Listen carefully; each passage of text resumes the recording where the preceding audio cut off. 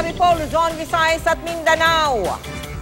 Arestado sa entrapment operation ang dalawang sinasabing miyembro ng sindikato na namimiki umano ng mga dokumento para sa mga gustong makakuha ng US visa. Pati na nga Australian visa, pinepeke rin daw kapalit ng 100,000 piso. Nahulikan pa ang iligal na transaksyon na tinutukan ni John Consulta Exclusive. Nang makuha ang hudyat, mabilis na sumalakay ang mga tauhan ng NBI Interpol kasamang ilang taga-US Embassy sa unit na ito sa Taguig. What do you think? We're not doing this in due process? Yes, sir. I understand naman it's your job. So, sabi po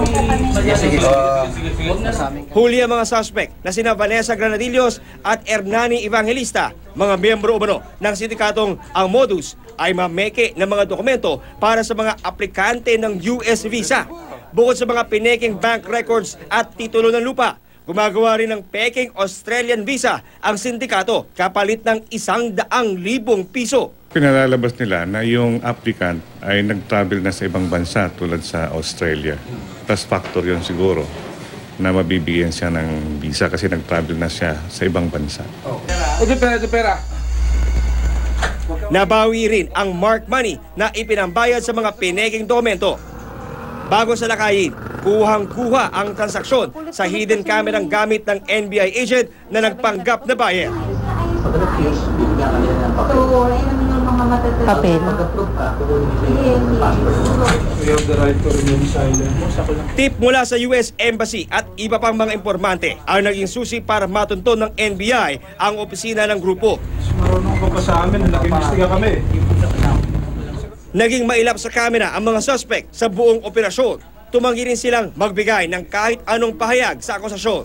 Intensified na yung campaign nila laban sa mga namimeke ng visa nila. Lalo na yung mga involved sa human trafficking. Paalala lang sa mga kababayan natin na kung kukuha kayo ng visa, huwag na kayong padala doon sa mga sindikato.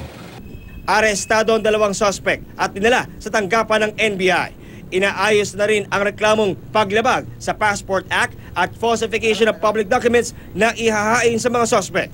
Pakay ngayon ng NBI na matukoy ang iba pang mga lugar kung saan ginagawa itong mga peking dokumento na ito para matigil ang kanilang illegal na operasyon sa lalong madaling panahon.